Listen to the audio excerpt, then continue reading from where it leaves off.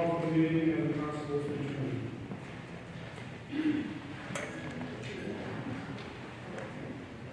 Commonwealth of Massachusetts, Worcester SS, to the Constable of the Town of Berlin and the County of Worcester. Greetings. In the name of the Commonwealth of Massachusetts, you are hereby directed to notify and warn the inhabitants of said town, qualified to vote in elections and in town affairs, to meet at the Berlin Memorial School, 34 South Street, in said Berlin on Monday, the 8th day of November, 2021, at 7 o'clock in the evening, then and there to act on the following articles or in relation thereto. And you are directed to serve this warrant by posting up attested copies thereof as per vote of the town in said town, 14 days at least before the time of holding said meeting.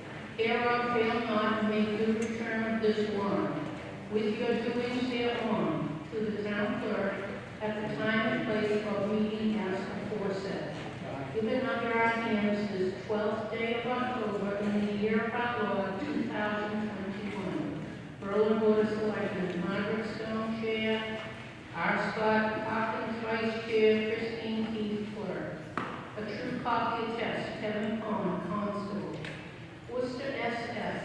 Pursuant to the within warrant, I have notified anyone the inhabitants of the town of Berlin by posting up attest copies thereof at the town hall, the town offices, and the post office, at least 14 days before the time of holding said meeting as within directed. Kevin Thorne, Constable, date October 21, 2021. Thank you.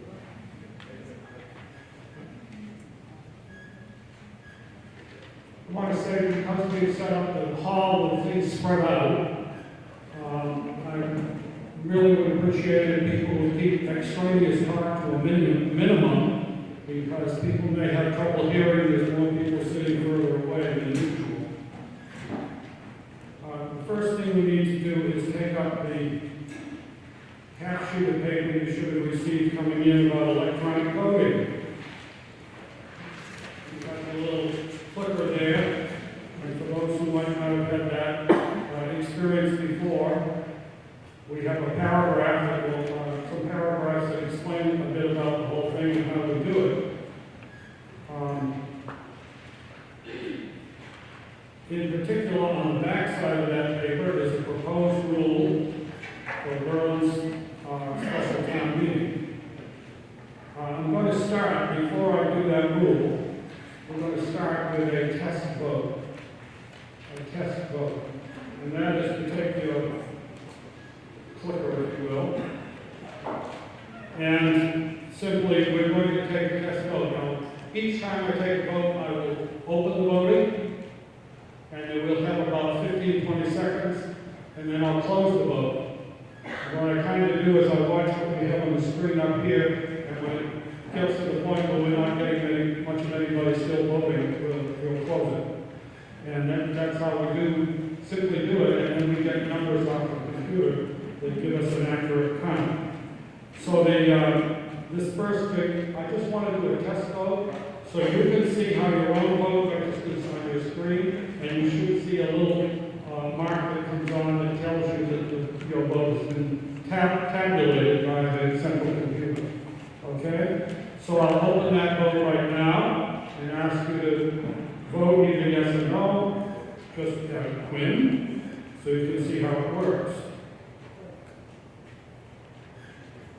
And then you'll see an OK that comes on if it has been registered.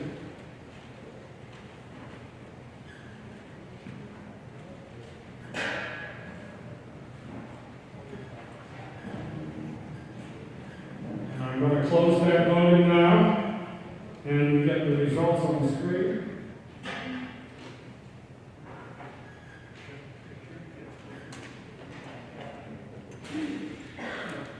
We have 52 yes, 23 no. Somebody pushed the abstain, which we don't count, because we only count the votes that are actually taken. And that's how it works. I hope hopefully we're able to see your okay book, Mark. Is there anybody that is concerned that this didn't work right or that you don't get it how it works? Hearing none, I'm going to pass on now to the proposed rules of Berlin special town meeting. For this meeting, voting by electronic means will replace counting standing votes or votes by show of hands. Electronic votes will also be used in place of secret paper ballot votes. The moderator shall have the discretion to use electronic voting when he deems it desirable to have a complete, accurate vote count. Is there a motion to adopt this rule so that we can use the electronic appliances? Motion made and seconded. Is there anything to be said on the motion? If not, I'll ask you to vote. Again, take your clicker. And I will open voting now.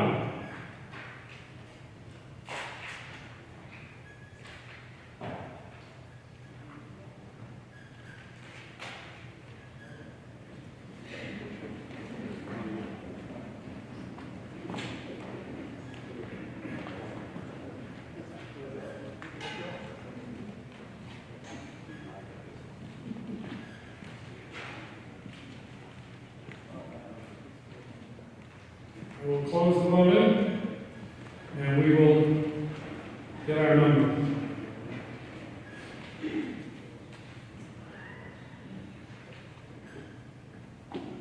We have the numbers right here. If you're close enough to read them, I'll read them out loud all the time. 75 yes, 3 no. Motion passes. The motion passes and the rule is adopted. Okay. We'll move on to Article 1.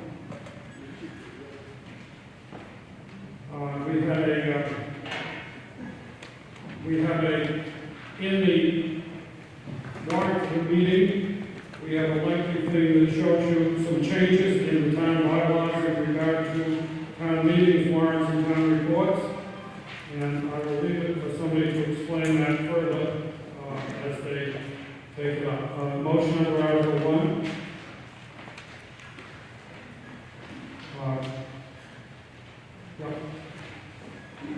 Peg Stone of the Select Board.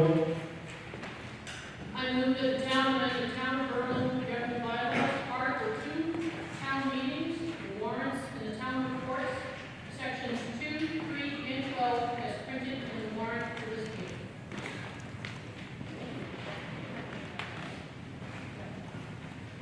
So I'll read to you the summary. These proposed amendments reflect a desire to reduce the cost of delivering annual town reports while assuring they maintain available to Berlin voters in both digital and hard copy format. Warrants for the annual and special town meetings and the Finance Committee's report and recommended budget for annual town meeting will continue to be delivered by mail to voting households. So as Barry was commenting, if you look at Article 1 in sections 2 and 3, I won't read them to you, but there's some strike-throughs and there are some changes in bolded language for that. So it's really not changing the content, it's just making it a little bit more clear. And then in section 12, again, there's some limited strike-throughs and the addition of the digital copy of the annual town report to be made available on the Town of Berlin website, and hard copies to be made available at the town offices, Berlin Public Library, and at the annual town meeting. Are there any questions?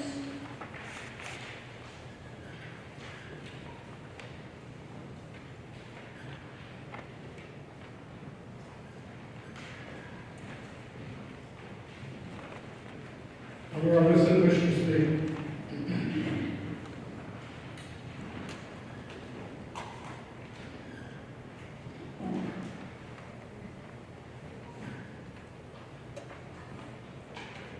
Hearing no one, we'll move on to a vote. At this point, I will open the voting on the motion under Article 1. At this time, we can start to vote.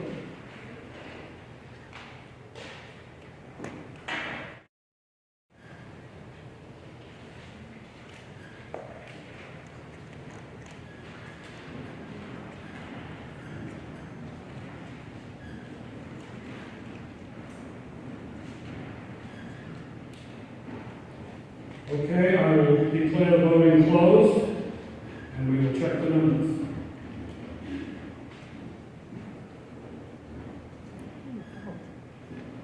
77 yes, 9 no, the motion passes.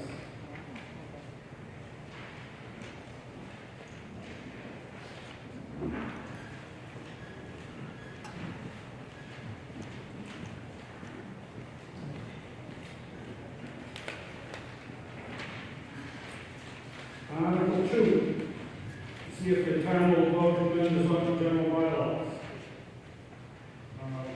Personnel and procedures. Okay?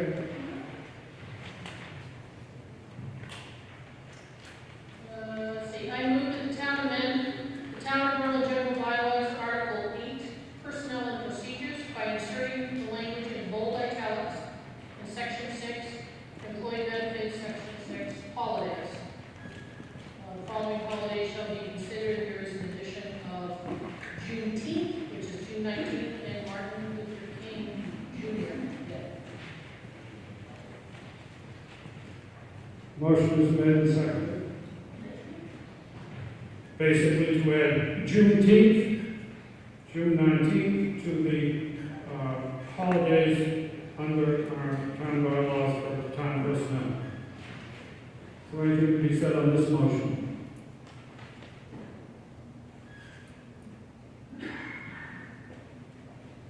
Hearing nothing, I will ask you to vote. Take the clicker and start recording your votes, please.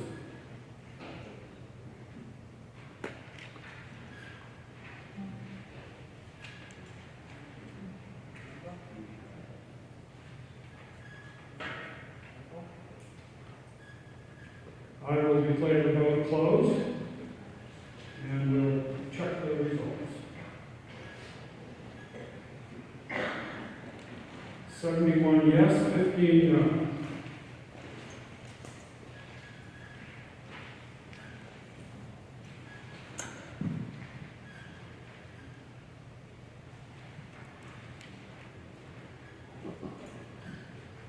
The motion passes. Article 3, River Bridge Town of Berlin Development Agreement modifications. Chris, of the Select Board.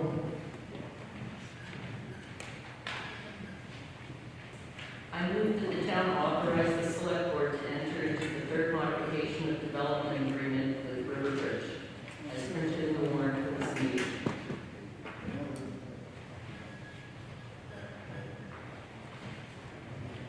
Motion is made and seconded to authorize the Select Board to enter into the third modification of development agreement with River Bridge as printed in the article for this, and the warrant for this meeting. Christine? So Article 3, number 1, is extending the time frame for the completion of certain traffic and roadway improvements. The bridge over North Brook, the intersection of Pleasant and South Street, and the intersection of Pleasant and Sawyer Hill. Number 2 is an extension to the date by which the town can purchase Lot 6B at River Run for $1.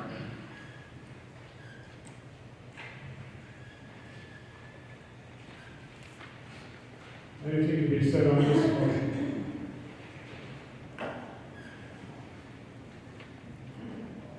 Walter Lincoln.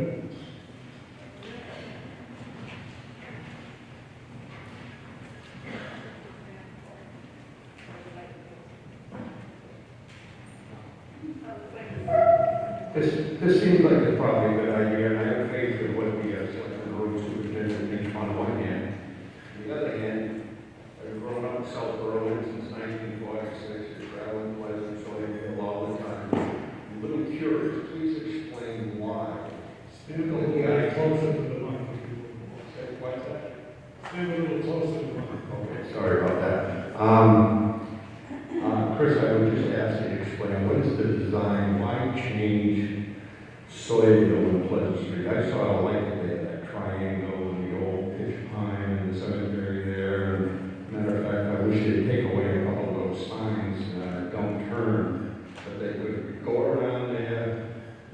see the problem. Are there accidents there? What justifies changing that? And also, we have coffee with the chief every Friday morning, of course, plugging with questions, but Pleasant Street and South Street aren't exactly hotspots for accidents. So, what are we doing this for? Could you just explain that a little bit, please? Thank you.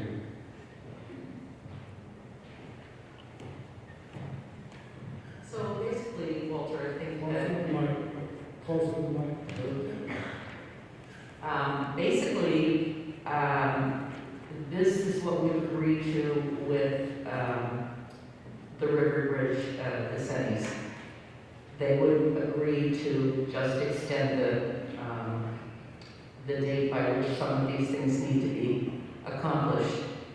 And I think that there may end up being nothing that's done for some of them.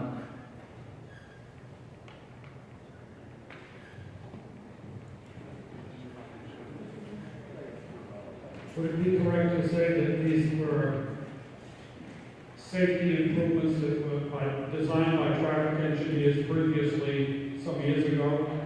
Yes.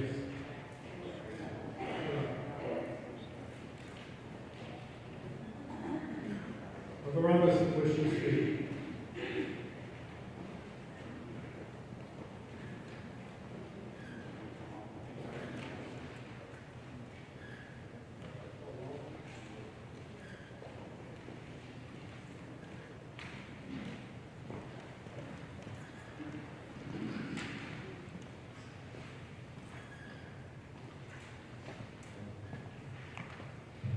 Walter Vickens, I appreciate that, Chris, and I can understand it, and you may well have designed it. I'm a graduate civil engineer myself, and I know, some people have designed something a few years later, it looks good. All I'm saying is, I use those streets every single day, and I just don't see the need to change a great deal, but I'm open to convincing. Thank you very much. Anyone else?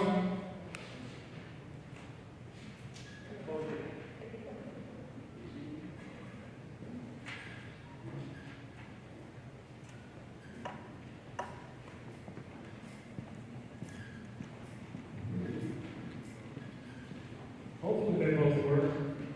Steve Ruppin in Brooklyn. I have no idea.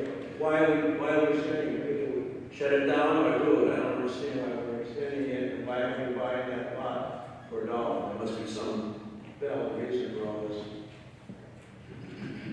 Bad question.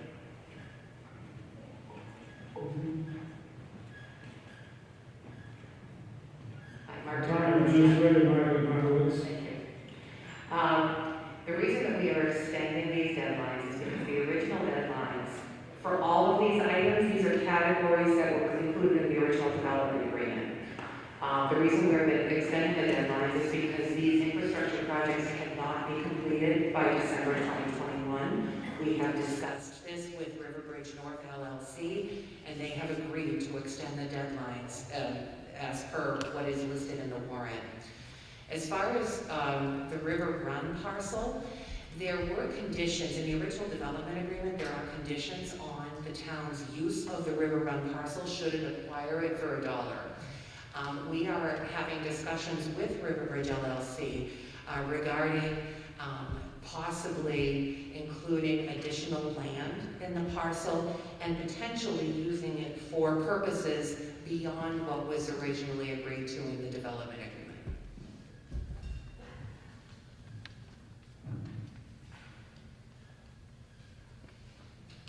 Is there anything else to be said on the motion?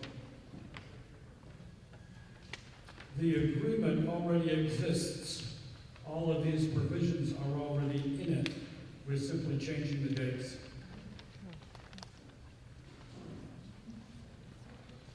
If we're done talking, we will move on to a vote. I will open the voting now on this motion.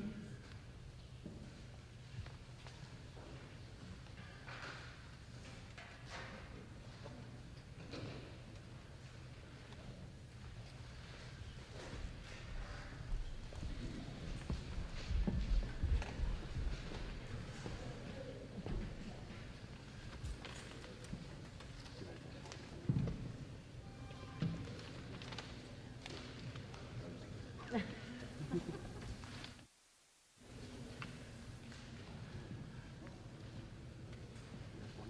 going to close the voting, and we'll get the numbers for Article 3.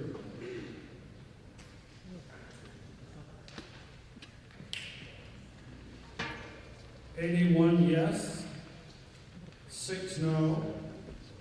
The motion passes.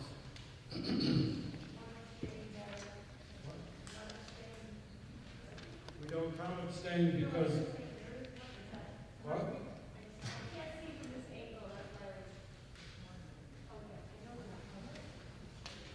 Well, even if there are, there is one there, but it doesn't count anyway.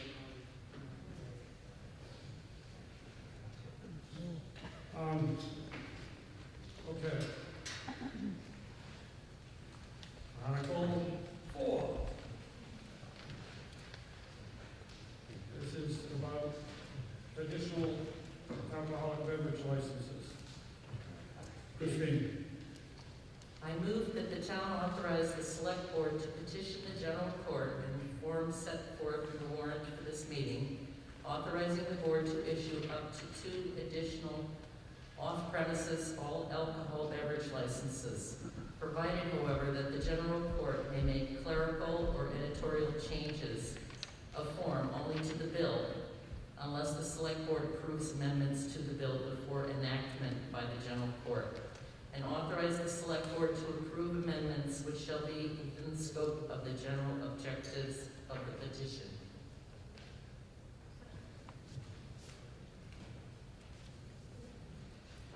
Motion is made and seconded. It is the same language as you have in your, on the motion sheets that were passed out as you went in tonight. And this is for 2 additional off-premises all alcoholic beverage licenses. Chris?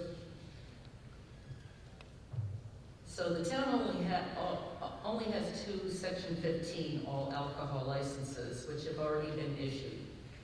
Having 2 additional licenses would help struggling businesses in town and would give Berlin an advantage economically.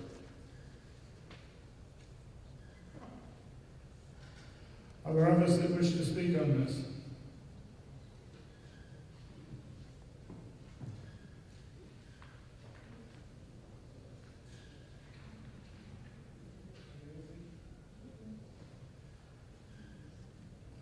If not, I'll ask you to vote on the motion on Article 4. Again, I will open voting now.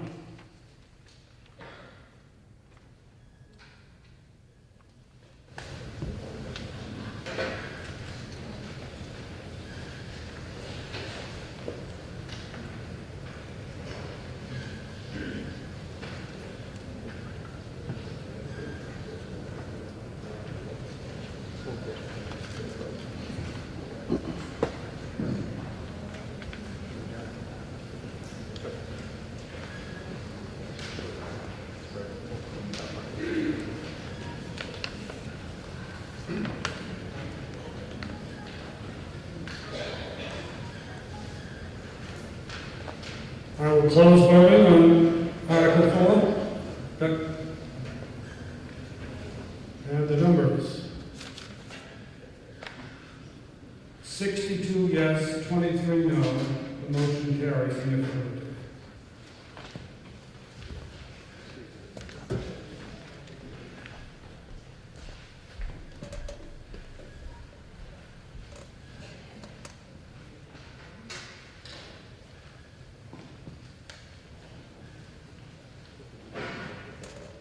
Okay. Article 5.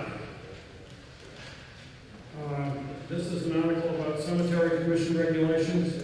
I am a member of the cemetery commission, and I'm going to step down for, so we will have to elect a temporary moderator.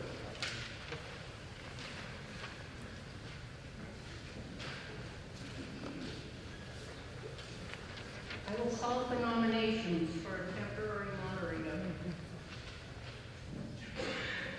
Come on, choose something you don't like.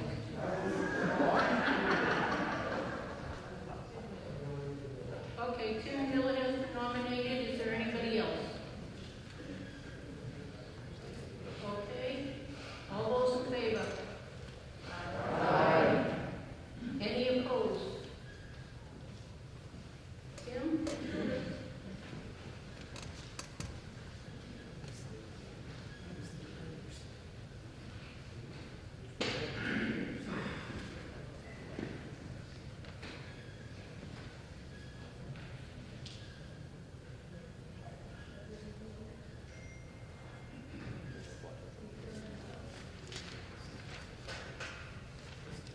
Good evening and thank you. This is Article 5. Do we have a motion? Mr. Ager. Mr. Moderator, Barry Ager, 51 South Street, speaking for the Cemetery Commission. I move to accept and approve under the provisions of Massachusetts General Laws, Chapter 114, Section 23, the rules and regulations proposed by the Town of Berlin Board of Cemetery Commissioners as set forth more particularly in a document filed with the town clerk.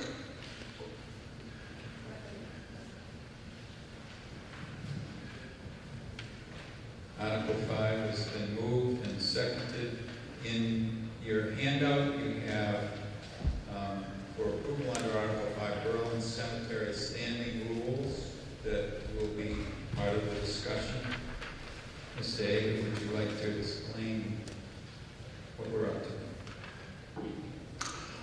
Yes, the cemetery rules that we have before us, and you have a sheet that you got as you came in.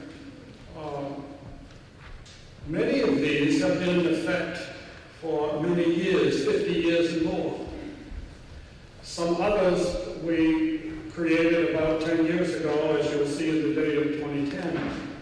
And recently, in the past year, we added one more rule, which had to do with the height of monuments, just simply so that people wouldn't put something in that would overwhelm their neighbors in the burying grounds.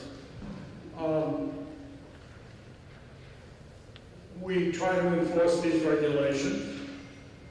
In the cases of some of them, we are not too diligent as long as people conduct themselves well and so forth. We don't worry an awful lot about some aspects of them, but we have them there to protect us. I mean, things like walking dogs to the cemetery. The real problem there is if some people aren't careful and thoughtful, and others, we will have various kinds of deposits that make the place less attractive, should we say. So we do have that rule, and we would enforce it on somebody if they're not being thoughtful of everybody else. Sometimes we don't run out and chase every single person that walks by with a dog, as long as they're being thoughtful of others.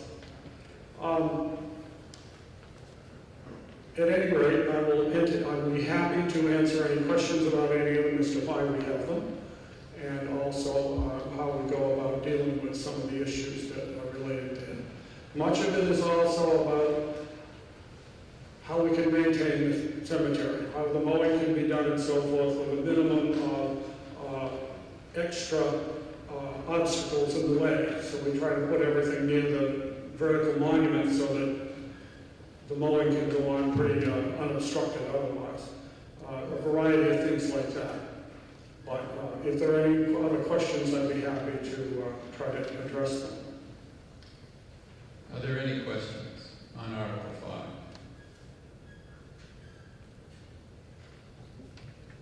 You're going to let him get away that easily. All right.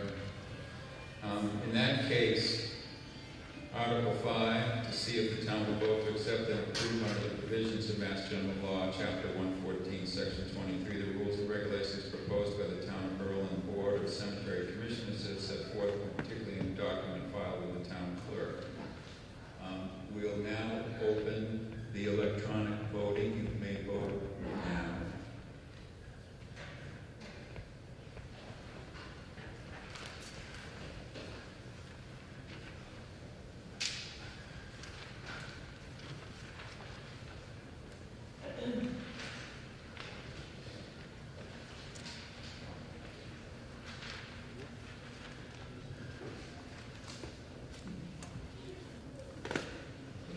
exciting vote of the evening of it.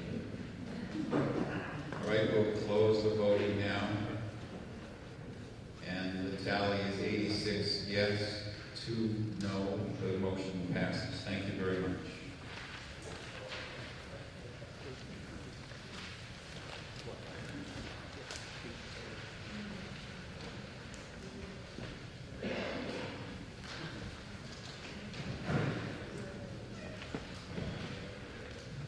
Thank you, Mr. Whitlow.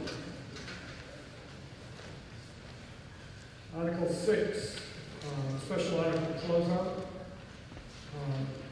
Scott Hawkins with the select board. I move to close out the remaining balances as set forth in the table below with all unspent funds to be closed out to the general fund.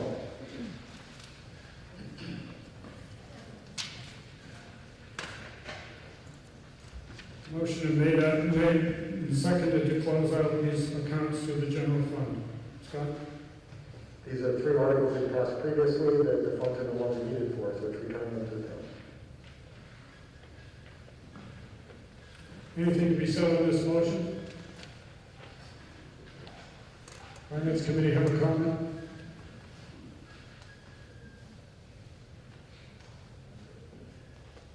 Hearing no one else, I will ask you to vote. It's time.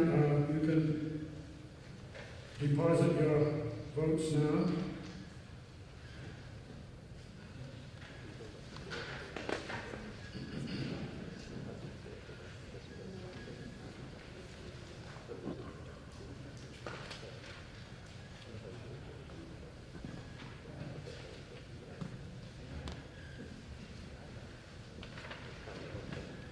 I will close the voting.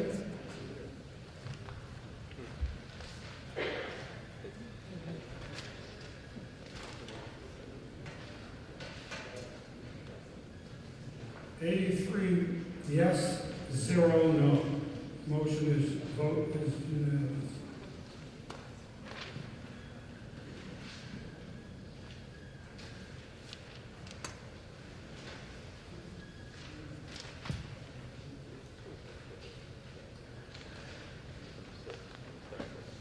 Article 7, fiscal year 2022 supplemental capital budget.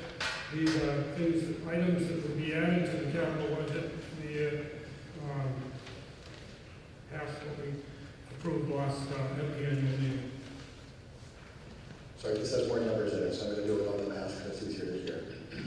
I move the town transfer $158,500 from free cash, $30,000 from the Highland Commons Cultural Mitigation Fund, and $315,000 from ambulance receipts reserve for appropriation for the total sum of $503,500 from the fiscal year 2020 supplemental capital budget as printed in Article 7 of the warrant of this meeting. And then at the close of the fiscal year referenced in the chart, any unexpended or unencumbered funds for items 1, 2, and 5 be closed out to the general fund, and for item 3 be returned to the ambulance receipts reserves for appropriation.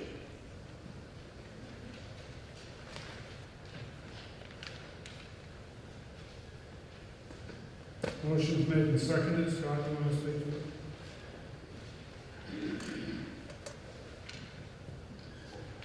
There were 5 total items that were voted on in the chart below. It is adding a rooftop and handler to yes.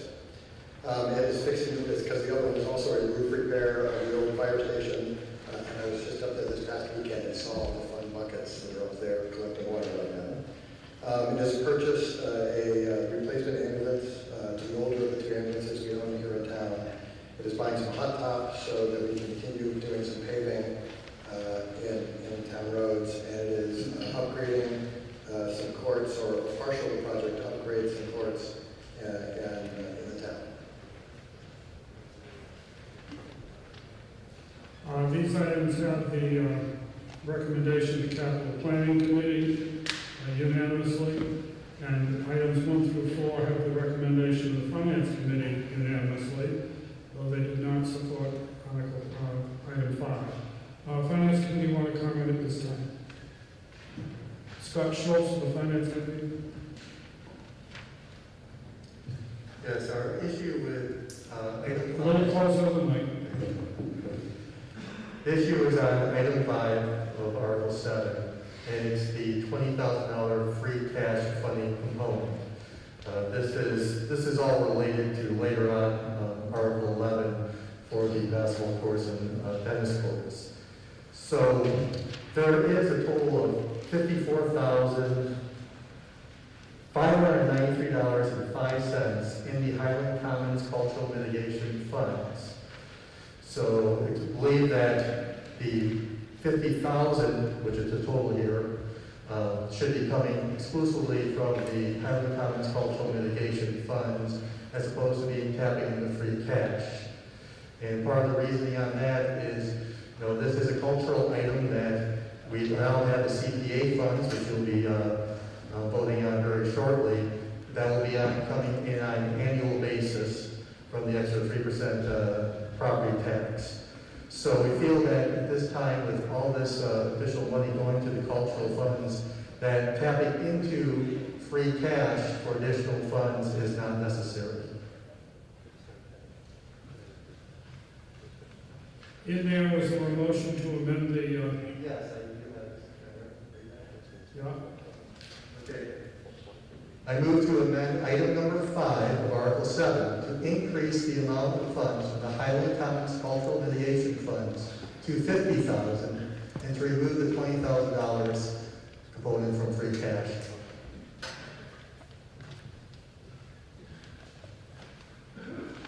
motion made and seconded to amend item number 5 of Article 7 to increase the amount of funds from Highland Commons Cultural Mitigation Funds to $50,000 and remove the $20,000 from free cash.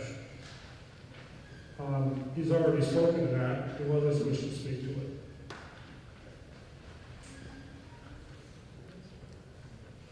Keeps the amount of money the same, but changes the funding source. Hearing no one, I'll ask you to vote on the amendment, the change that the Finance Committee has moved.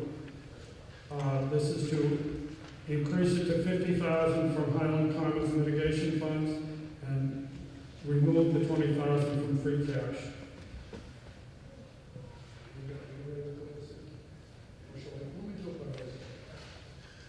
All those in favor say aye. Aye. All those opposed, no. Motion carries by unanimous vote.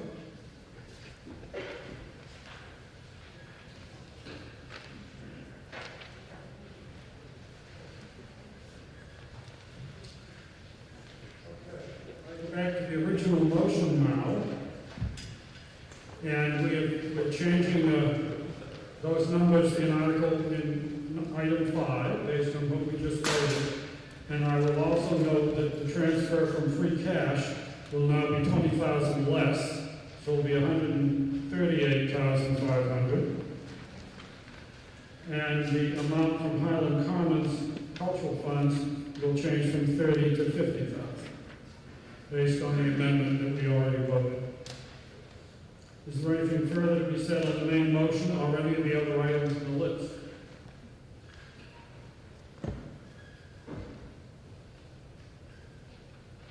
Hearing none, take your clickers, and I will open the voting now on the main motion in Article 7.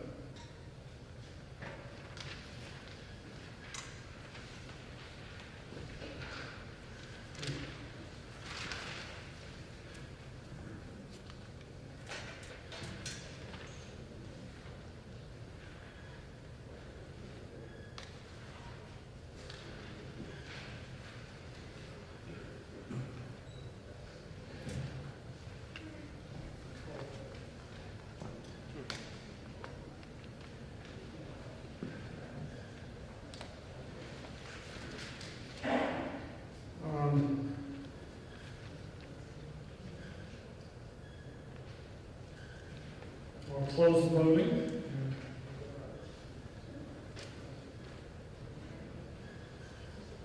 $85 yes, 4 no.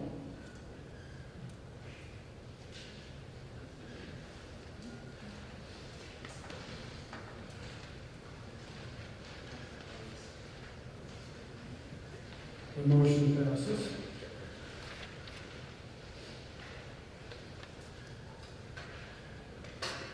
Article 8. This begins the Community Preservation Act projects, and there are several of them.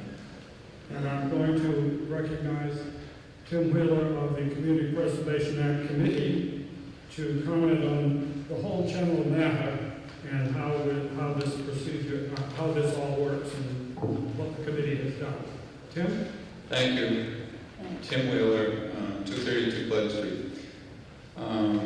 So tonight there's going to be 5 articles that you're going to vote on that are going to utilize funds that have been generated by the Community Preservation Act. And since it's the first time that we're doing this, Barry's allowed me to express a few thoughts about the process. As you recall, in 2020, the Attorney General finally approved the articles that we voted on that created the Community Preservation Act. And following that, we created a committee of 7 members. Elaine Wickstrom from the Historical Commission, Eloise Sauls from the Housing Partnership, Julie Lee from the Recreation Committee, Carolyn McDonald from the Conservation Commission, MJ Staggs is a member at large appointed by the Selectmen, as is James Holyoke, and I was appointed from the Planning Board. The committee initially was charged with creating a community preservation plan, which we've completed, and it's available on the town website under the Community Preservation Act Committee's portion. Funds from the CPA are generated by a surcharge on local property tax bills, and in our case, the town approved a 3% surcharge. And then this in turn is matched by state funds that are generated by Registry of Deed fees. In fiscal year 2020, Berlin generated almost $290,000, but we had no state match at that time because we didn't have a committee that had been formed. In fiscal year 2021, we generated over $290,000. And then from the 3% surcharge, we received a 68% match from the state of over $197,000. So that gave us nearly $500,000 in fiscal 21. The state match for fiscal 2022 will be announced next week, and we anticipate that will be over $200,000, added on to somewhere around $300,000 again from the town of Berlin.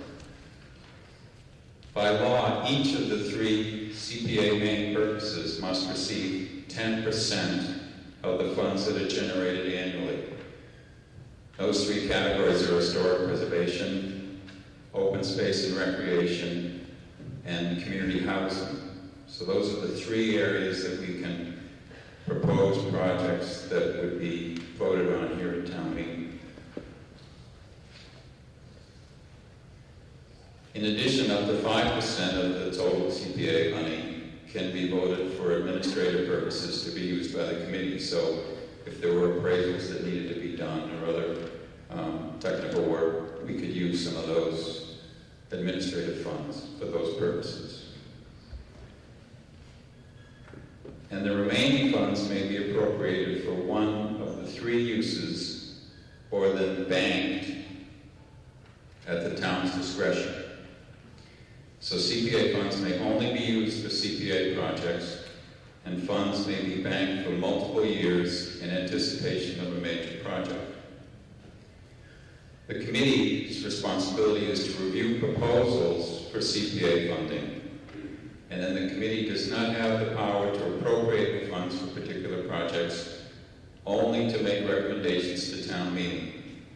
You can't act on a CPA project unless the committee brings a positive recommendation to you here at the town meeting. And then you have several courses of action tonight. You can approve the recommendation, you can reject it outright, you can reduce the amount, or you have the option of reserving the amount recommended to the applicable reserve account without approving the project. So those are the actions that you can take. And thank you very much. Good luck. Always great to have a new adventure. The first item on this is an open space proposal. And we have a motion on that. Carolyn of the Conservation Commission.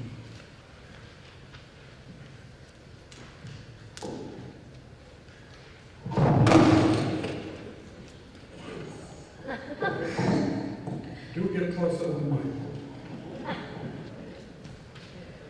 Okay, it's a long one. I move that the town authorize the select board to acquire, by purchase, gift, and/or eminent domain, and for open space and conservation purposes, on such terms and conditions as the select board deems appropriate, 3 parcels of land near the junction of Linden Street and Lyman Road in the town of Berlin, which parcels are identified on Assessor's Map 9 as parcel 41, consisting of 59.54 acres, more or less. Parcel 42, containing 38.57 acres, more or less, and on map 10 as parcel 6, containing 7.67 acres, more or less. Together with all flowage rights and easements, and subject to all well rights and other easements of record, and parcels to be under the care, custody, and control of the Berlin Conservation Commission under provisions of Mass General Law 40, I don't know what that thing is, Section 8C, and to fund said purchase and costs incidental or relative thereto, to appropriate the sum of $490,000 from the undesignated Community Preservation Fund balance, and further to authorize the Conservation Commission and the Select Board to apply for, accept, and expend any funds that may be provided by the Commonwealth of Mass and or other public-private sources to defray all or a portion of the costs of said acquisition, including but not limited to grants and or reimbursements from the Commonwealth under the Self-Help Act, Mass General Law, Chapter 31A, Section 11, now so-called land grants, and or other state or federal programs, including those in aid of conservation land acquisition, and or in any way connected with the scope of this article. Said gifts or grants to be deposited in the undesignated Community Preservation Fund balance hereunder, and to authorize the Select Board to grant a perpetual conservation restriction on said parcels of land, meeting the requirements of Mass General Law, Chapter 44B, Section 12, and Mass General Law, Chapter 184, Sections 31 through 33, and to enter in all agreements and execute any and all instruments as may be necessary to effect said acquisition. Got it?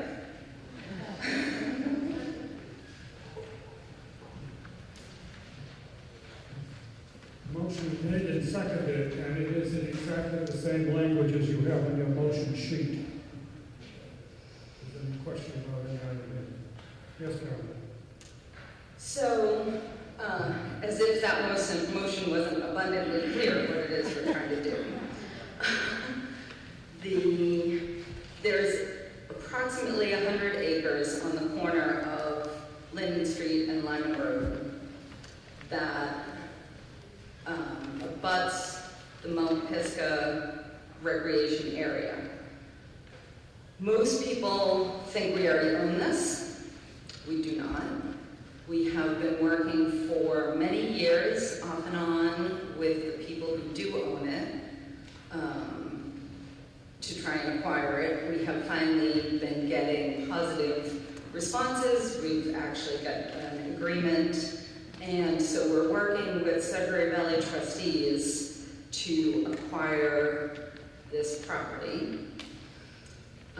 The $490,000 is approximately half of the appraised value.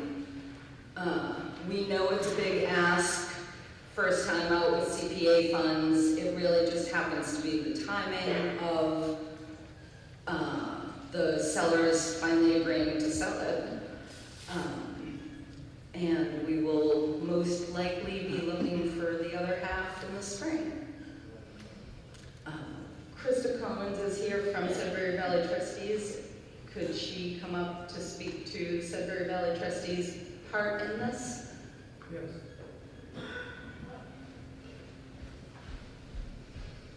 So one of the reasons we're working with Sudbury Valley Trustees on this is in order to apply for grants with the state, we can't actually own the land. So there's 2 grant programs that are available to us. One is called a land grant, and one is the MVP grants, which is the state's new climate change resiliency program. So we will apply for both. If the MVP grants pay first, if we get that, we'll pull the land grant. If we don't get that, then we still have the opportunity for the second grant. But Sudbury Valley Trustees is actually going to buy the land first, and we will enter into an agreement with them that we will buy it from them. So. Thanks, Mr. Moderator. Thanks, Carolyn. Thank you, everybody. We have reached a verbal agreement with the landowners to enter into a 9-month option agreement for $20,000. So our board has agreed to use the $20,000 of our internal funds to purchase that easement. It's non-refundable, so it's money that we're putting at risk for the next 9 months, but it will be applied to the purchase price if we are able to get through all our due diligence and find sources of funding to ultimately do the purchase. SVT does intend to do some private fundraising to help supplement town and other funds that are used for the purchase. And the reason that we would pre-acquire the property is because the landowners aren't really willing to tie it up for too much longer than 9 months, which is understandable.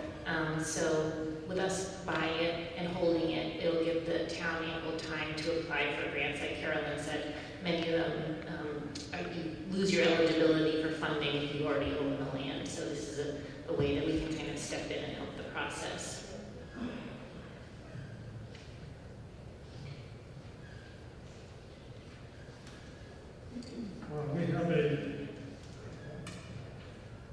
We have a printed recommendation from the Capital Planning Committee.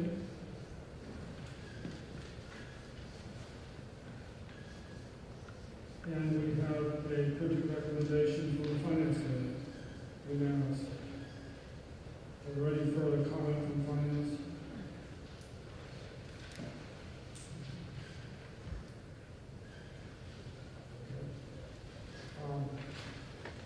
Are there others that wish to speak on this vote?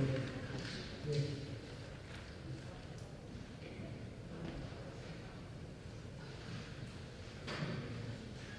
Yeah.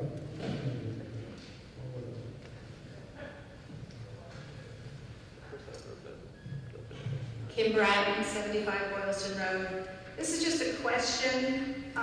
It doesn't sound like it, but why is the word eminent domain in there? Is there anything that has to do with eminent domain? Because would you be taking anything from anybody? I believe that's boilerplate language.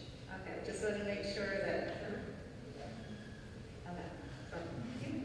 Yeah, there's a lot of legal language here that covers many bases with the attorneys and the state and possible granting agencies and so forth.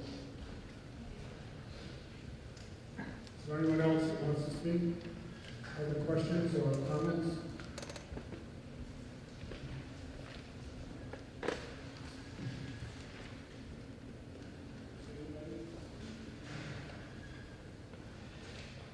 If not, we'll move to vote. We're voting on the long motion that you have on your motion sheet under Article 8. And it is the acquisition of something over 100 acres of land at Linden Street in Lyman Road.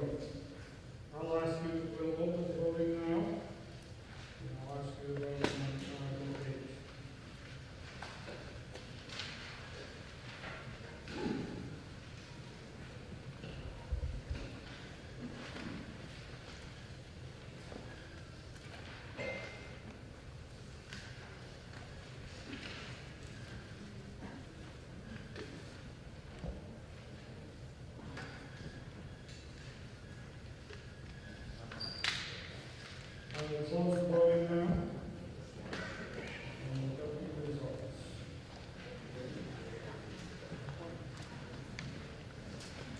81 yes and 12 no.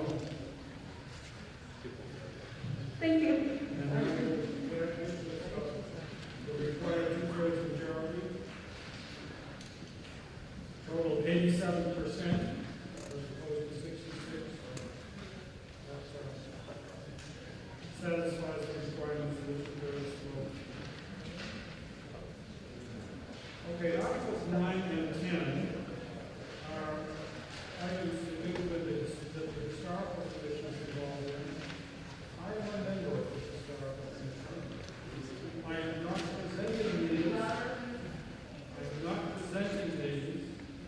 And due to in trying to figure out what to do, I just decided I'm going to soldier on and moderate this. And put on the moderator's hat and take off the other one and do this as the moderator. If you think I'm doing it unfairly in any way, please bring point order and chastise me.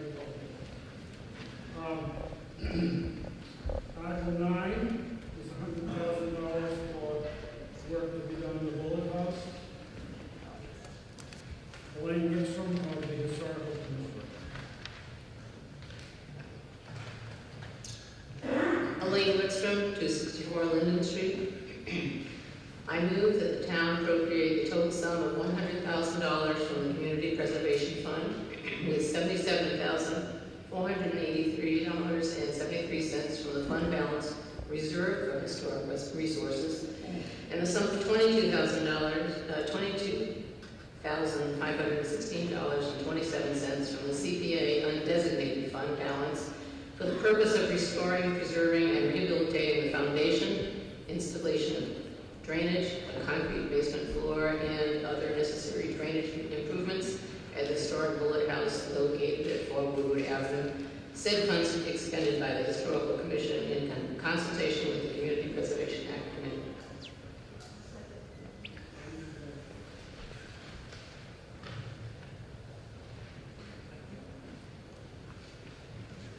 Now the motion is made in the same language that is found on your motion sheet.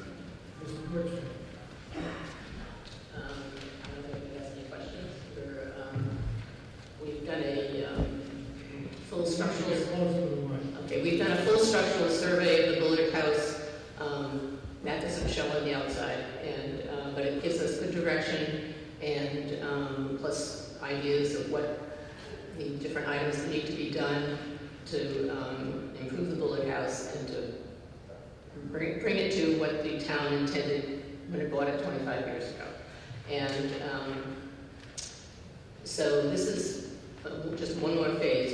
We've already completed a weatherization just to button it up for the winter, and this is the next, we have still work being done in the next couple of weeks, and this will be the third project out of this survey that we're trying to do. So I don't know if anyone has any questions about it. Again, we have the recommendation from the Capital Planning Committee, as well as, of course, the Community Preservation Act Committee, and we have the Finance Committee recommendation unanimously as well.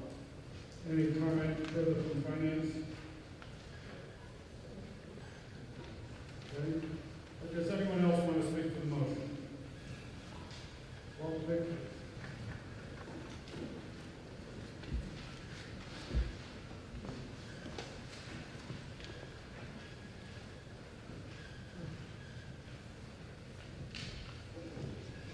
Walter Victor, 212 South Street. Let me present myself probably more interested in history of Berlin than anybody in this room. I grew up in this town. When I was a kid, there were 23 working dairy farms, 4 of them run with draft horses. I'm not talking 1850, I'm talking 1950. And it was a wonderful town. And I've always been interested in the history, from picking up arrowheads down around the circle in South Berlin to working on the town hall. But I oppose this. And the reason is of the process and the way it's being done.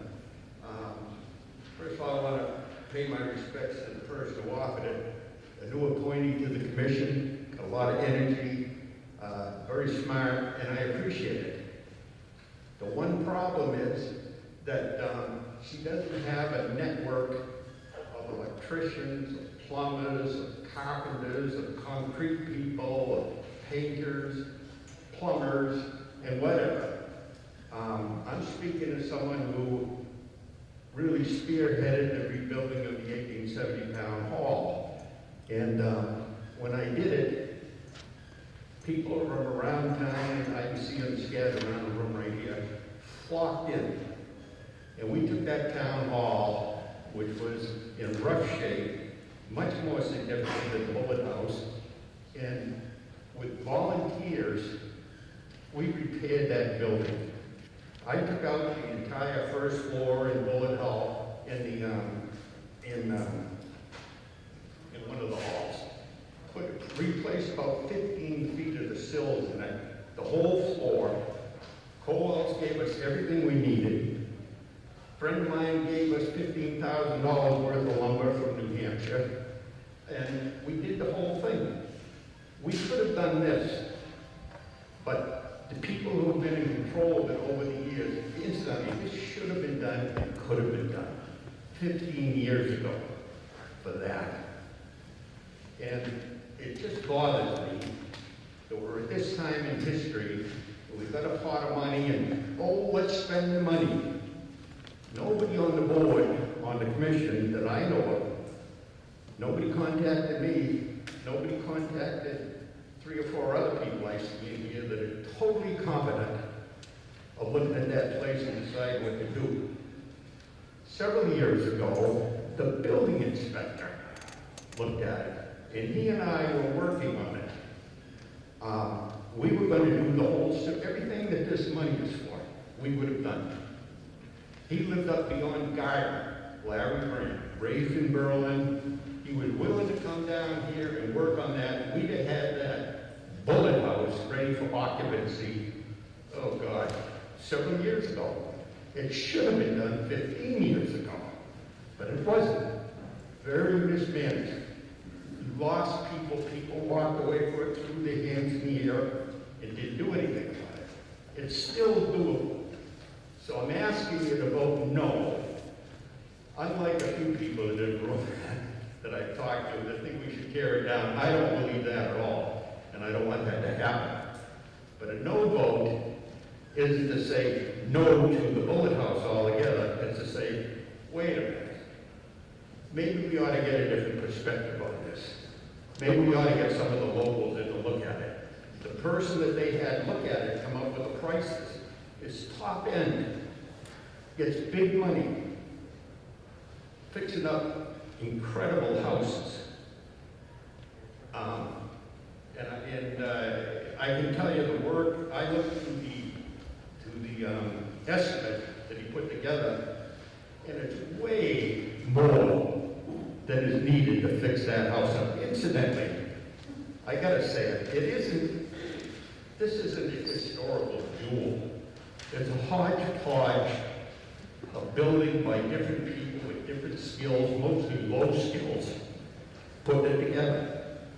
And it can be fixed up and be totally functional for a fraction of the cost, if any cost, if the commission would take a different route and do it. Incidentally, I offered my name to the selectmen to get appointed to the commission.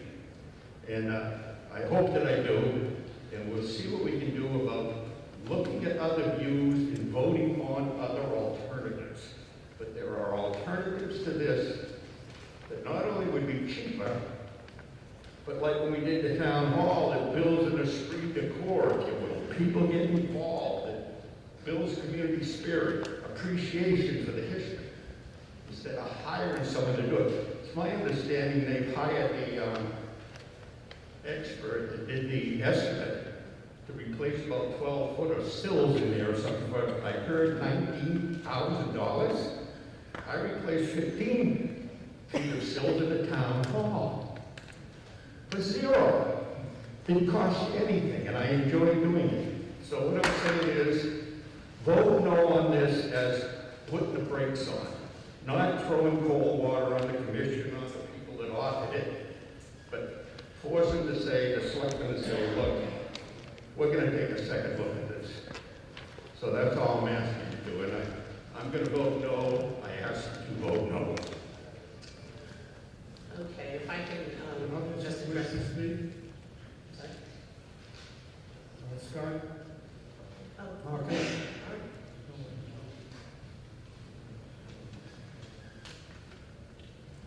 I'm up here first as a member of the select board. We have given the second look, and we encourage you to vote yes on this motion.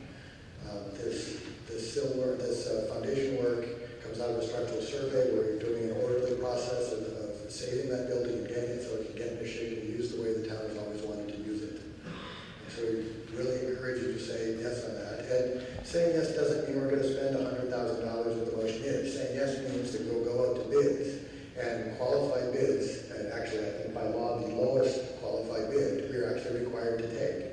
And so if there are contractors and vendors out there that are willing to come in with a lower offer to do this work for the town for less money, we are more than encouraging that to happen, and we'd be very happy for that to happen. Nothing would make me personally happier to have this come in much under budget and be able to use more of these funds for other things. I think we need to step forward and say we really want to preserve this building, we want to preserve this history. It does have a little bit, sort of, not as a select as Scott, a resident of town. I have not lived here my whole life, but my father grew up in the Bullard House for many years. My grandparents raised him. I have videotapes of Christmas being celebrated in that house. I would really like to see that preserved, and I encourage you to vote yes. Others?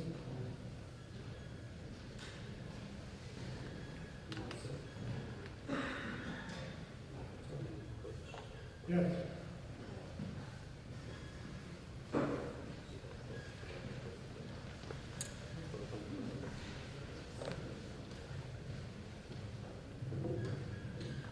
Paul McKell, 119 Carter Street.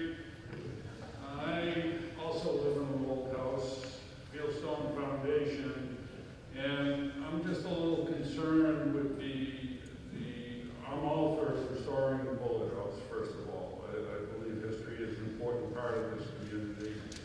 My concern is excavating the external foundation, or excavating the foundation externally. My 1740 house, Fieldstone Foundation, leaked like a sieve.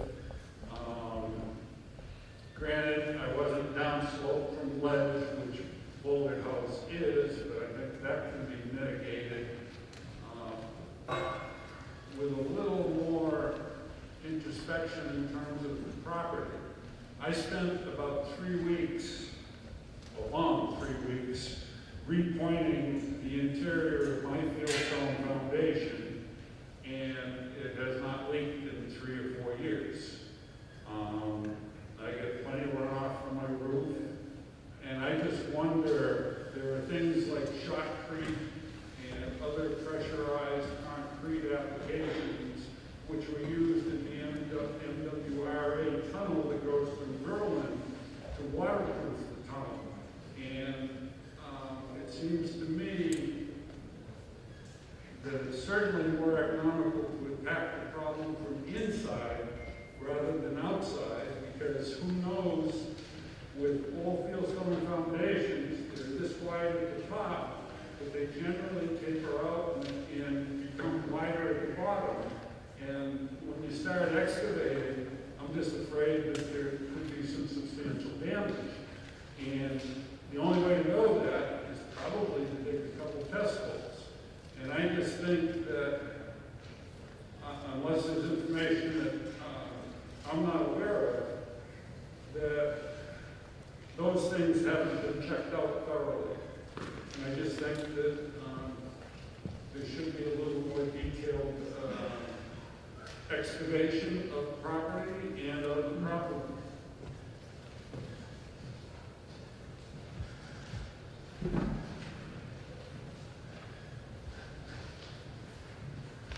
Okay, as part part of the building survey, structural survey of the Bullard House, this is the section on the foundation. This is the section on the foundation.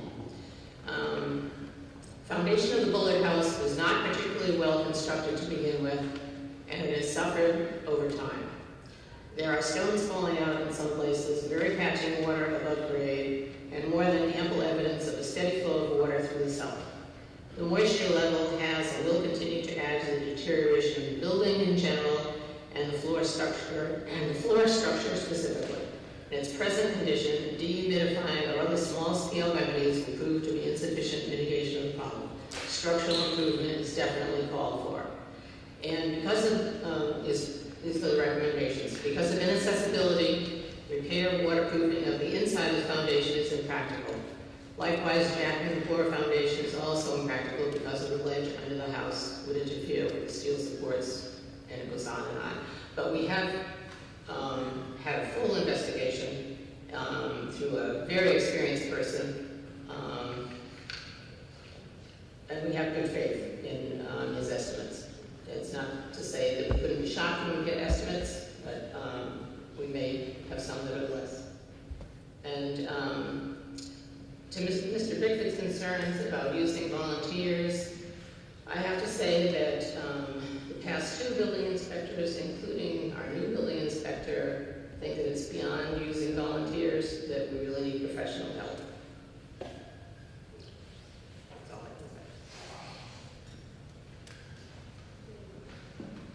can say. David Westwood.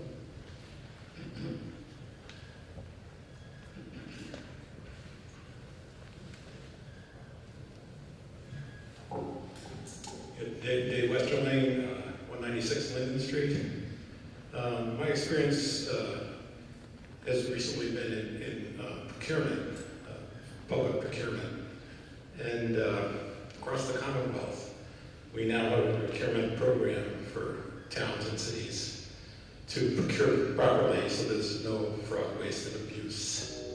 So the use of volunteer labor on public projects has been reduced because often there's non-professional help that's available, and we certainly have the potential of using non-professional help for a lot of items that are not in the contract. But more and more, I think I can back the town administrator on this, procurement is becoming the competitiveness of the procurement. So coming up with a good idea on how to do this, we're going to put this out to public bid, and we're going to get ideas from the contractors. And it can be local contractors, they can bid on it, as well as someone from out of town. But we're going to get people who are experts on foundations to look at this. And that's really important for dollars that hard-earned dollars that we're going to be spending here. We want them to be spent properly. We don't want this to take many years. We've got building codes to meet. This facility is going to be used as it was intended when it was purchased 25 years ago. And it's about time to do it. I think we've got a great committee. We've got finance backing us. We've got capital planning backing us. I think it's time to fix up the Bullard House. Thank you.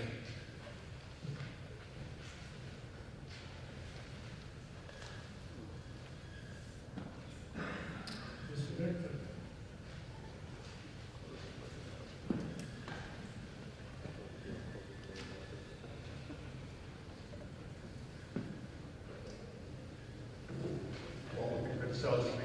It sort of troubles me to have people get up here and discourage volunteerism and label it as unprofessional people.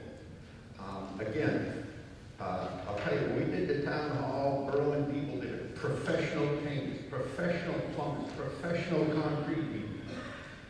I rebuilt the house I grew up in, which we built in 1767, the first part of it. The newest part was 1812.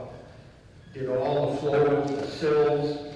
I know what I'm doing. I built a post and beam barn. There isn't a nail in it except for the boards held on the outside. All mortise and tenon and peg. I know what it is. I built stone walls. Other people have. I named some, but I don't want to embarrass them any. But they not, this word expert comes from people who have no experience doing any of this stuff. You know, I talked to the chairperson of the Historical Commission the other day, and she said, well, we wanted experts to do it. Experts? We're all experts. This was built by farmers, not by experts. And I'm just saying that by doing it differently, instead of hiring big bucks people, and again, this idea of 19 grand to replace a sill is ridiculous. And I'll give you another example. The Historical Society, which is controlled by the same people, was in charge of a Hearst house that was the oldest house in Berlin. Years ago, I made doors for it, bought boards and hand planed them, put them together. It sat there 15 years and rotted. Another person who's sitting in this room started working on it. He was discouraged from doing so. The place fell apart. The person that wants to fix the Bullitt House now wants $15,000 to fix the Hearst house. We'd have done it for nothing. All I'm saying that there needs to be a different approach. The people offering it, they're well-intended. I appreciate it. Incidentally, this $97,000 to be the iceberg. The total cost of the plan that was read is $297,000, $300,000. That's the way they want to go. It needs to be someone to step in and say, wait a minute, let's look at another angle. Again, I want to get this done, but I don't think we should be, in this day and age, what's going on in Congress and all this trouble. This is Berlin. You're responsible for what we're doing. You can't complain about Congress or the legislature. This is a waste of money, and we should take a different approach to it.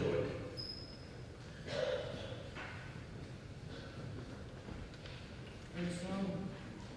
Mr. Moderator, I ask you on behalf of the select board to let our town council speak to this issue. Want council to comment on something? Yes, I do, please. Legal counsel?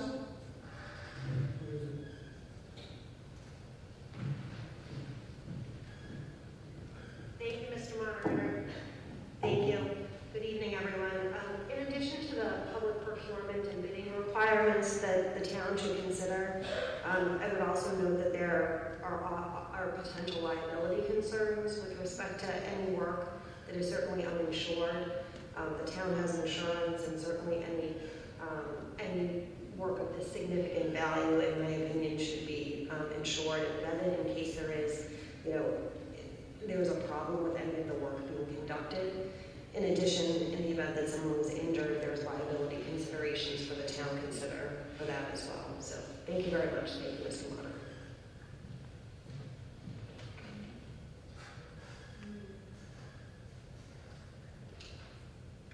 Anyone else? Okay, let's proceed to the vote. The motion is in the same words as it is in your motion sheet for Article 9. And we'll open voting now.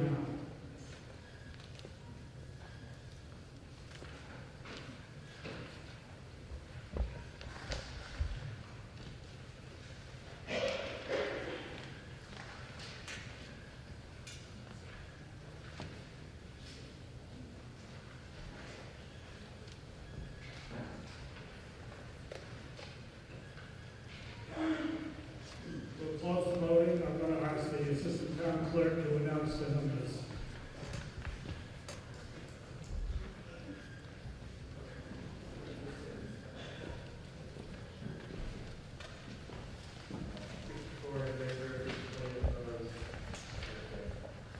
Louder.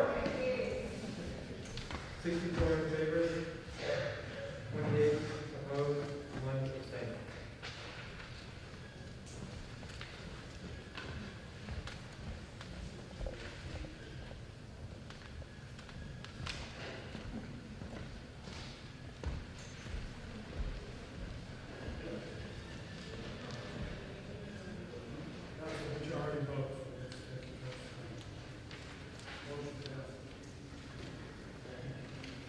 10.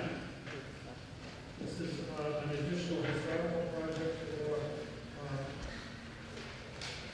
various ways of recording and making available more information about the historical collection.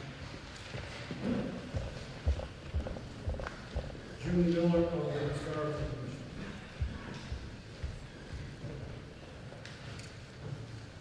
June Miller, 31 Baker Road, Chair, Berlin Historical Commission. I move that the town appropriate the sum of $5,000 from the CPA undesignated fund balance for the preservation of historic resources, of which $500 would be used for professional imaging of 2 inventory notebooks, and $4,500 would be used for imaging of high-priority artifacts belonging to the town of Berlin and under the care of the Berlin Historical Commission. Said funds to be expended by the Historical Commission in consultation with the Community Preservation Act Committee.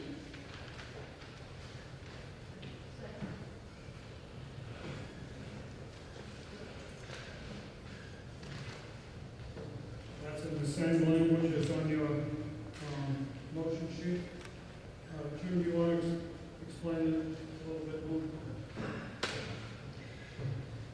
The motion has 2 parts.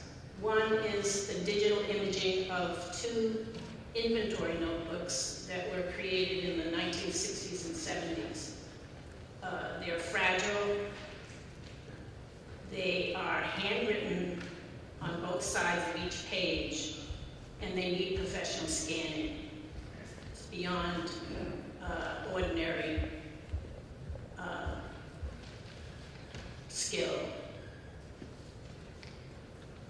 The second part is professional digital imaging of high-priority artifacts that are included in those inventories.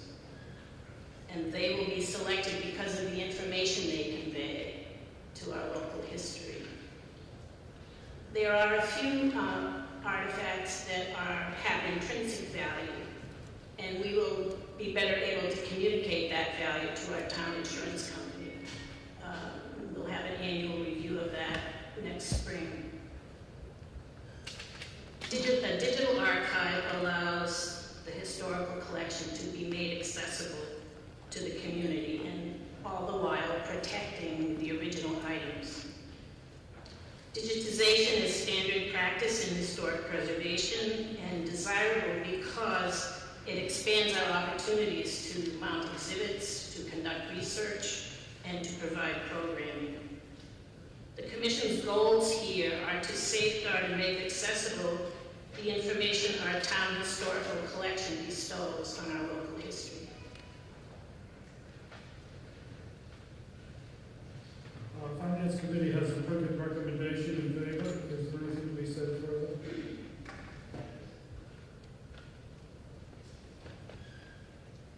Does anyone else want to speak on this motion, on this item?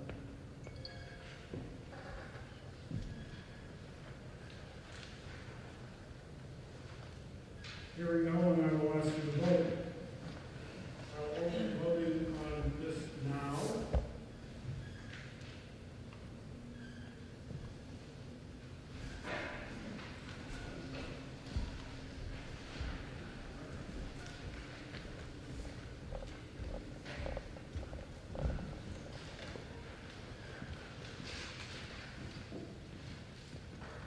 We'll close the vote, and I'll ask the Assistant Town Clerk to give you the numbers.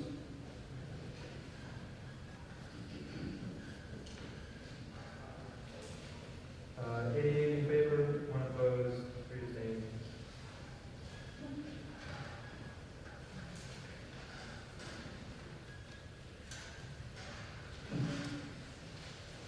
The motion passes.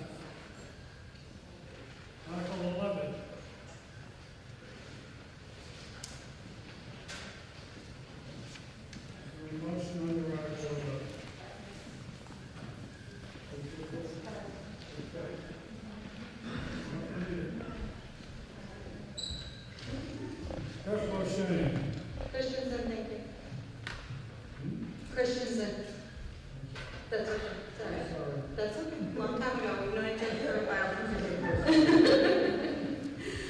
Christensen, Lancaster Road, Berlin. I move that the town appropriate the sum of $100,000 from the Community Preservation Act Fund, with $77,483.73 from the fund balance reserved for open space recreation, $11,206.97 from the CPA undesignated fund balance, and $11,309.30 from the CPA balance reserved from 2022 to fund the reconstruction and equipping of the 1 outdoor basketball court and the 2 outdoor tennis courts on the South Common Recreation Grounds, and to construct and equip 4 pickleball courts on the tennis courts. Said funds to be expended by the Recreation Committee in consultation with the Community Preservation Act Committee.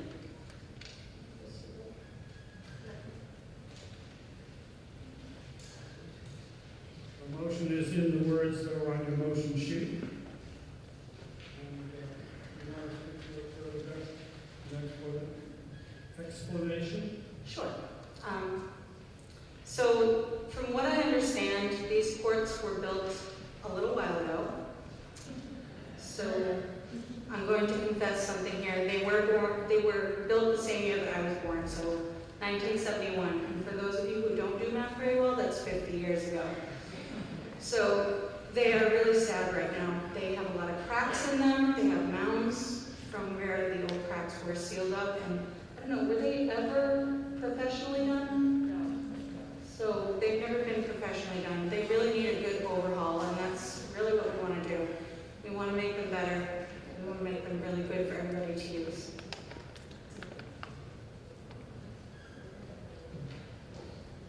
We have a capital planning committee recommendation in favor of this, and we have the finance committee unanimously in favor. Anything further from finance?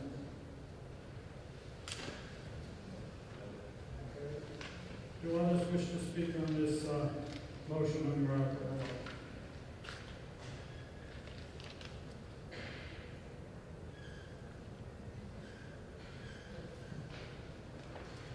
Hearing none, I'll ask you to vote. Please take your voting devices and start recording them now.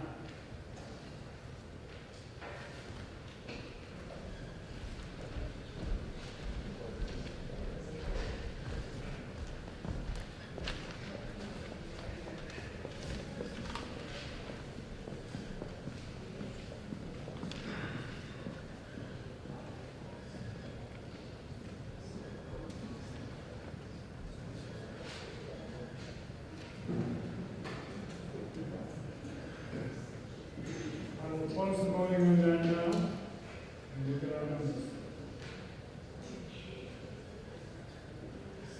87 yes, 3 no, the motion passes.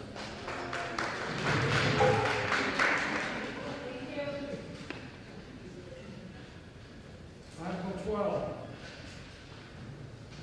improvements to baseball field.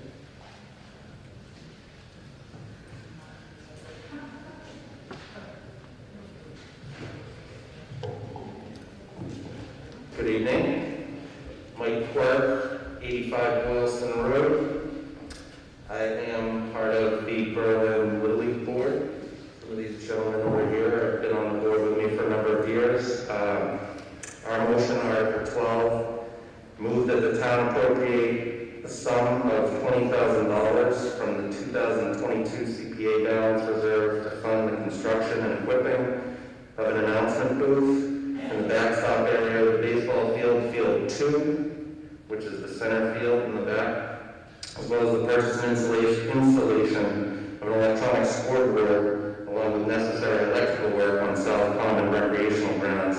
Said funds to be expended by the Recreation Committee in consultation with the Community Preservation Committee.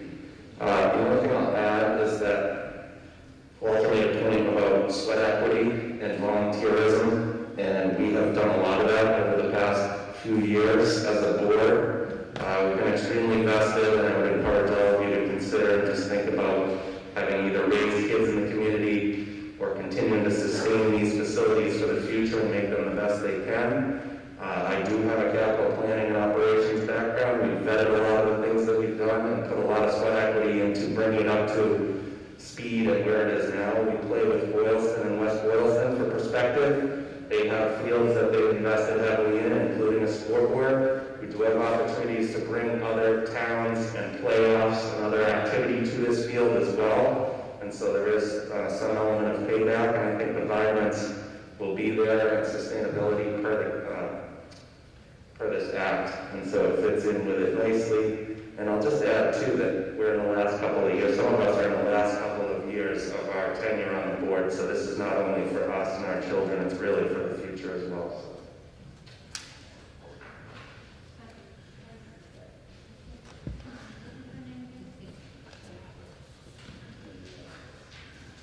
Motion is made and seconded in the form as shown in your motion sheet in Article 12. This is $20,000 for purchase and installation of electronic scoreboard and electrical work and other things with an announcement booth for the baseball team. Again, we have a recommendation from Capital Planning Committee and the Finance Committee, unanimous recommendation in favor.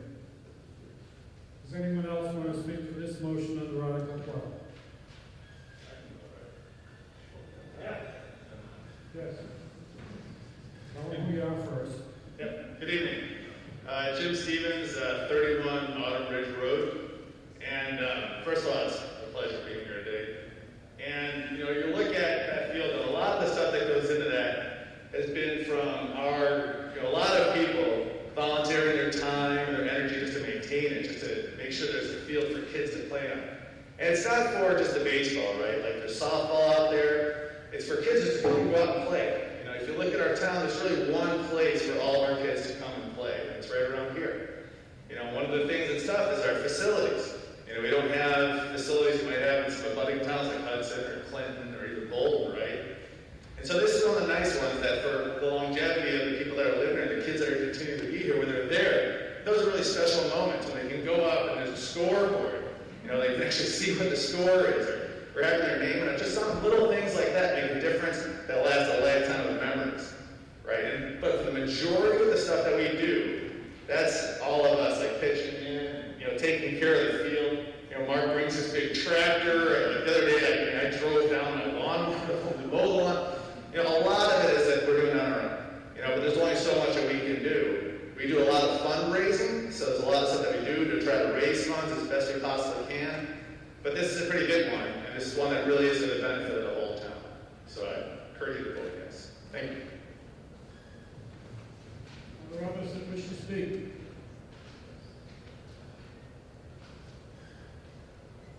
Now I think we're ready to vote. The motion is under Article 12 for the improvements to the baseball field. And I'll open voting now.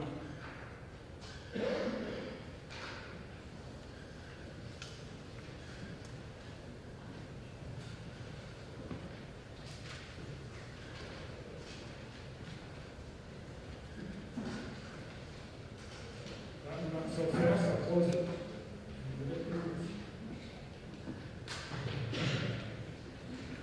83 yes, 8 no.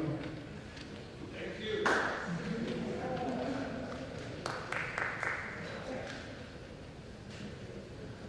Motion carries.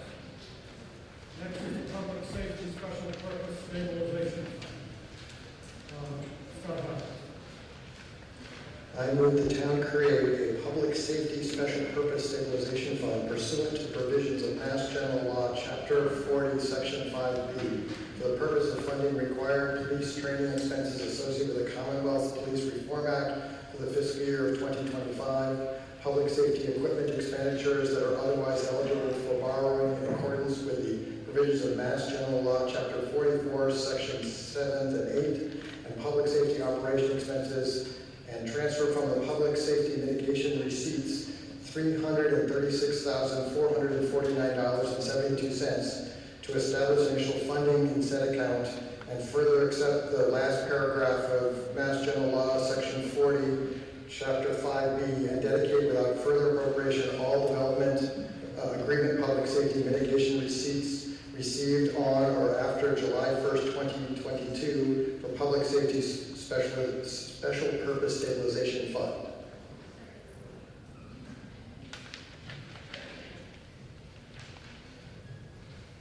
The motion is made and seconded, and it is in the same font as on your motion sheet. Scott, you want to speak to it? This is a lot of words for important accounting change. We have an agreement with Highland Commons that pays us some public safety money every year, and that money goes into sort of a fund that we sort of have created as a town that doesn't officially have a lot of laws around it about how it can be spent. And so to make sure that there's not ambiguity around it, we are creating a special purpose fund that will now require a 2/3 vote of the town, but also now has rules around it about where we can spend the money. And so even if someone is not a big fan of new little pots and pools of money, I really encourage this to pass.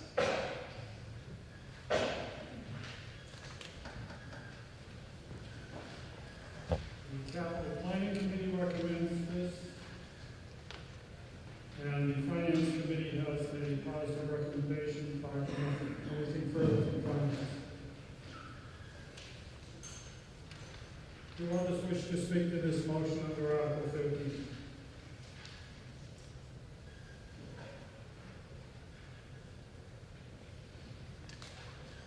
Hearing no one, I will proceed to a vote.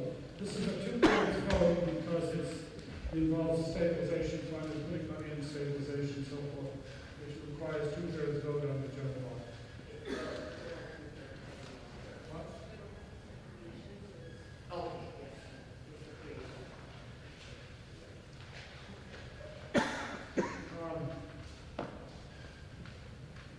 At this time, I will ask you to start voting on Article 13.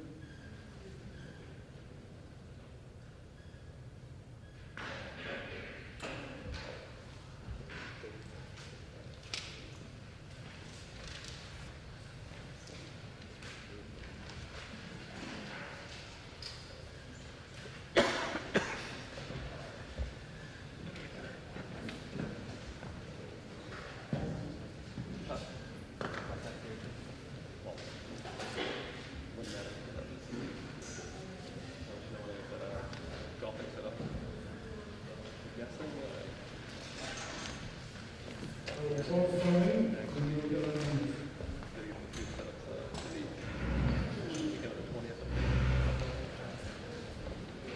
83 yes, 4 no.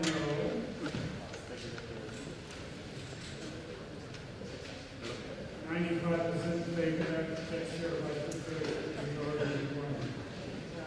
The motion passes.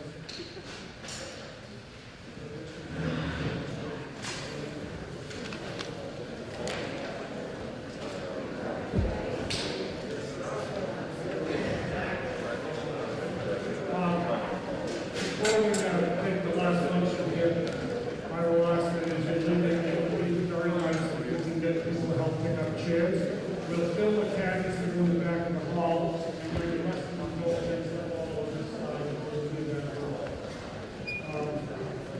And please do remember to return these voting devices. We paid a lot of money for them, and they're really